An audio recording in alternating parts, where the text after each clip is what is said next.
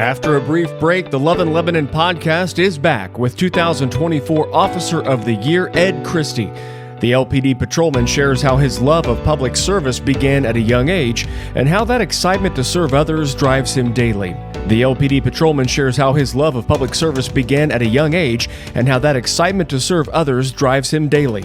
Officer Christy shares his appreciation for the present and his future goals on episode 207 of the Love in Lebanon podcast. Welcome to the Love in Lebanon podcast, highlighting all the great things happening in Lebanon, Indiana. Have an idea for an episode? Send an email to loveinlebanon@lebanon.in.gov. Hey everybody, and welcome to episode 207 of the Love in Lebanon podcast. I'm Joe LePage, the City of Lebanon Communications and Community Development Director. This is a special treat, everybody. You're listening as you're on spring break, and we've got an award winner here on episode 207. We've got 2024 Officer of the Year, Ed Christy, here on the pod. Officer Christy, we really appreciate you being here. Hey, thanks for having me, Joe. And this was a random deal. We got to see a picture of the plaque that you received. How does it feel to be an Officer of the Year? It's a pretty amazing feeling. I feel like one of my biggest accomplishments. It still feels unreal. And one of the cool things that I thought when you were telling us is everybody, you need to know that every year the whole department gets together and they celebrate accomplishments of various officers and a lot of great things that have happened within the department. And there's an Officer of the Year award that is given out. And so did you have any idea that this could be your award to win? Well, I had an idea that it was going to somebody out of all the patrolmen that worked the road. And I was kind of blindsided the night of receiving the award when I was told that it was me that was receiving it. I was just asked the day prior, "Are you going to be there?" And I was like, nobody had said anything about receiving anything. So it's more fun when it's a secret, right? Yes, yes. I was overjoyed. Two of my three kids were there with me. And I was already sweating in the back of the room. So when I got up to go shake hands, my palms were crazy sweaty. As expected, yes, when you're caught off guard like that. And yes. Do you know like the different kind of things that go in for Officer of the Year? How they came to the conclusion that you were the guy? They take everything into consideration: calls for service, attitude, stepping up where it needs to be stepped up in the department, whether that's working the front desk because somebody needs a day off or filling in extra shifts or just a number of reports that you take throughout the year or just going above and beyond and helping out others when others need help. And again, we were kind of talking before we hit record, everybody. It seemed like you were pretty excited and pretty caught off guard as well by the number of calls that you've been out on. It just kind of was more or less I'm doing my job and things were racking up that you weren't really aware of. You weren't keeping score. There wasn't a tally sheet in your pocket of no. This is yep. All these tick marks that you're making. This was just doing your job, and there you go. They add up. Yeah, absolutely, Joe. I mean, I love getting out there every day and being proactive rather than reactive, and just trying to get into as much as I can and prevent crime here in Lebanon. And it seems like you've got this energy about you and law enforcement. How long have you been on the force, and when did this kind of energy, this light, kind of click on for you to be in law enforcement? This light for me kicked in probably when I was about 4 years old. I've wanted to be a police officer since I was a little guy. I always guessing Halloween costumes. I'm guessing the dress up day, all that stuff. Absolutely, absolutely. I loved being a police officer for Halloween, and any chance I got to play cops and robbers as kids. And you were always the cop. Yeah, I was always the cop, chasing whether it was my brother or my friends around the neighborhood. Now I've been with Lebanon for a little over 2 years now. And I love it. The admin's fantastic. I couldn't ask for a better boss. Cop boss Chad is amazing. Yeah. And he's been on the podcast before and absolutely loves it. Yes. That is not true. He does not so much enjoy that, but his dry sense of humor makes it hilarious to talk to him. And I know you've probably heard that firsthand almost on a daily basis with Chief. But oh, absolutely. I love Chief Morgan. He's a fantastic guy. Yeah. And so 4 years old, you're in it. You kind of know what you want to be when you grow up, that type of thing. How was the academy and going through that process? Western Boone grad, grew up in Elizaville. Kind of what was that like being up and growing around this community and then wanting to kind of take the step towards law enforcement like you have? So growing up out in Elizaville, I saw a whole lot more of the county than I saw of Lebanon PD, and I was like, okay, I know that eventually I'm going to be in law enforcement. It doesn't really matter if that's county or Lebanon, and then I did find out that it does matter. So graduating Western Boone, I attended Vincennes University in pursuits of a college degree in law enforcement from there. Found out college wasn't for me. Yeah. And then pursued the Army Reserves, and then just kept my head level and stayed with work construction for a little bit until I was at the age of 21 to pursue a career in law enforcement. Now, there's usually two schools of thought, and everybody, we're talking with Ed Christy. He's your 2024 Officer of the Year here in episode 207 of the Love and Lebanon podcast. There's usually two kind of methods of thinking where I want to live and work in a community, that type of thing, or especially when I've kind of talked to law enforcement folks, they'd rather not live in the community they serve. This is a community that you grew up around, maybe not right and nestled within Lebanon, but then on the periphery in Elizaville.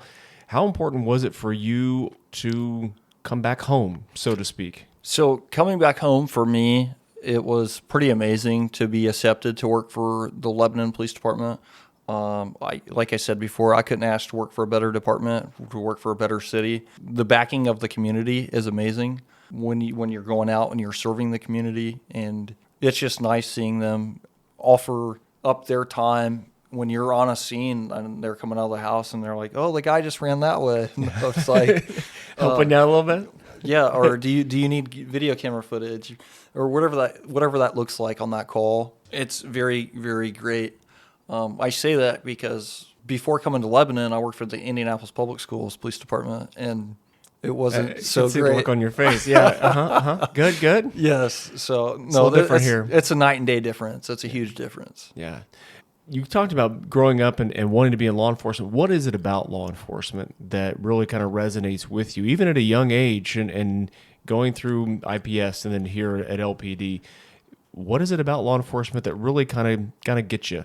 Do you enjoy the most? For me, it's getting out helping people and helping people that day. For me, it's the unknown. I don't know what that looks like. My day isn't the same every day. Today, I could be out on the interstate helping somebody, and then tomorrow I could be in the city helping somebody, whether that is pushing a car from the middle lane on I-65 or pushing it from this spot to that spot. Just being able to be that light in somebody's darkness.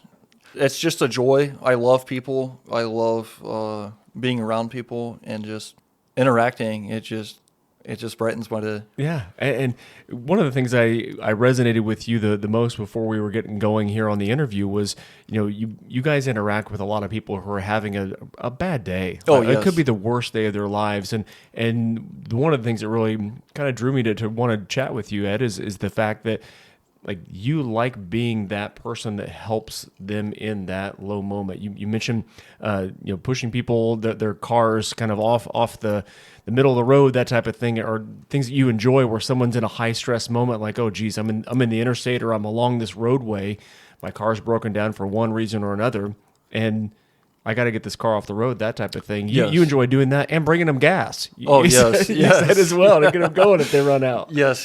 Why? It just cracks me up because everybody has a gas. There's a gauge. There's a gas gauge in the car, and they're like, "Oh no, I thought I could make it X amount of miles," and I'm like, nowadays, I mean, if it says 50 till empty, you need to stop. Mm-hmm.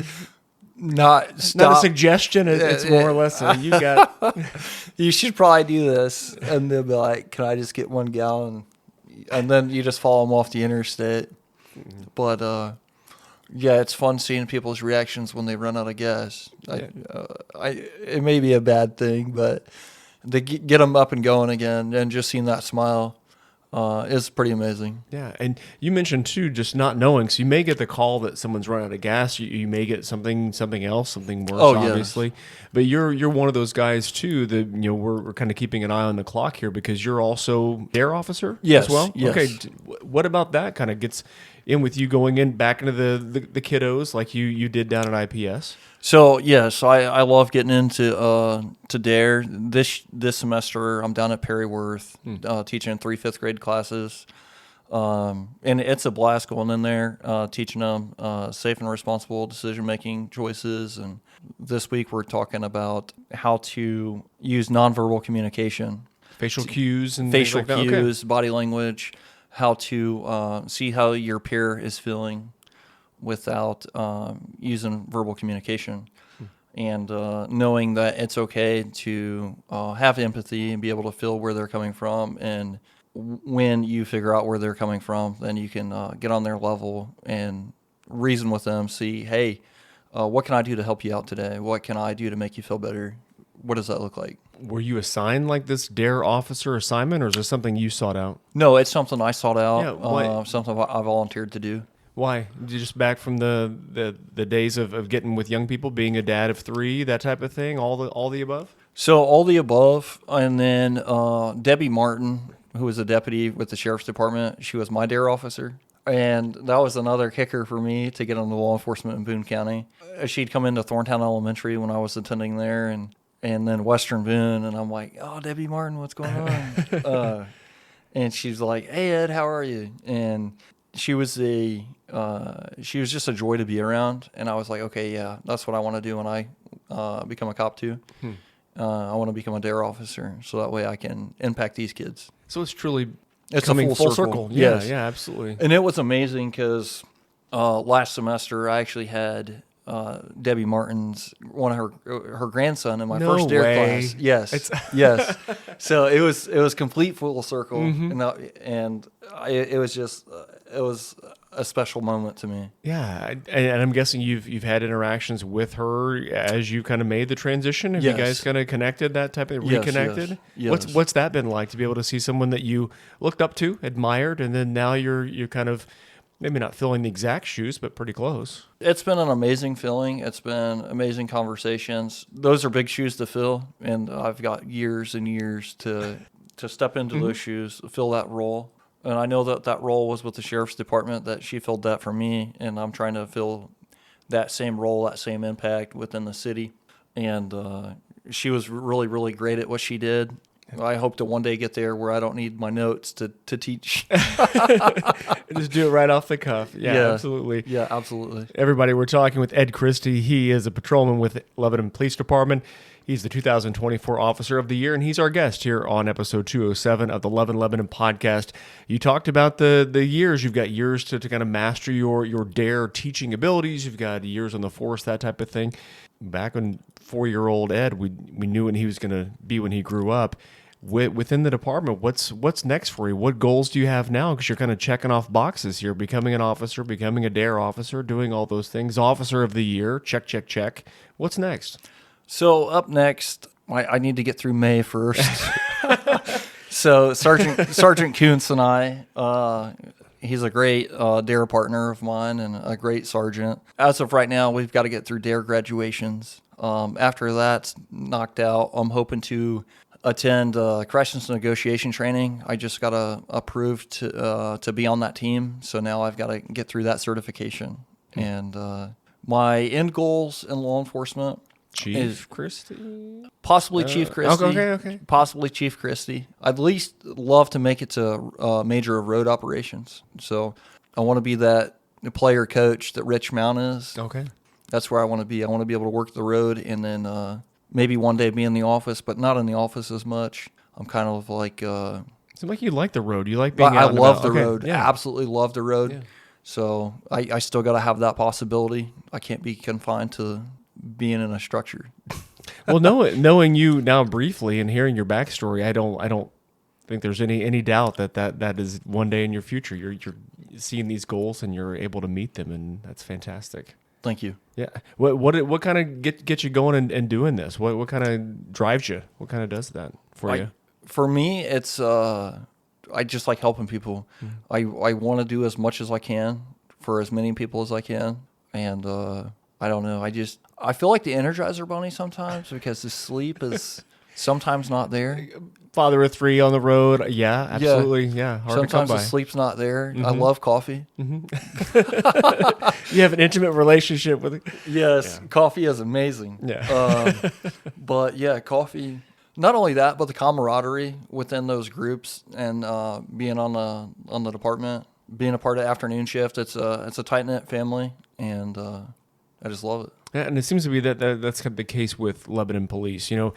When you guys are now in kind of a hiring mode right now, it may not be the department that pays the most, to be honest, and they're working on getting a new police station somewhere. Being the current digs aren't fantastic. It's not the Taj Mahal, but there's something about that team, and it seems like there's that camaraderie you're talking about. That whole kind of brotherhood type thing, and it's infectious. Yes. I'm guessing you feel the same thing. Yes, absolutely. Yeah. It's either it's there or you're not there. Yeah, and it seems like it's something that you can't force either. No. It's just something kind of organically that happens, and whatever the special sauce is, you guys have it. Yes.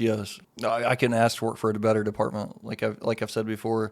I mean, I don't want to talk bad by any means, but pay's not the best, but it doesn't matter to me. It's really not. It's not about the pay. It's about the people. Kind of the happiness level, that Yes. quality of workplace. Absolutely. Well, Ed, thank you for being here on the podcast. Congrats. Episode 207 in the books, and you win the 2024 Officer of the Year. Would love to have you back if you're up for it. Absolutely. Just let me know. All right. Thanks for being here on the podcast. Appreciate it. And I'll let you get off to the DARE teaching with the notes right now, but hopefully not so many of the notes in the future, buddy. Absolutely. Thank you once again, Joe. Thank you.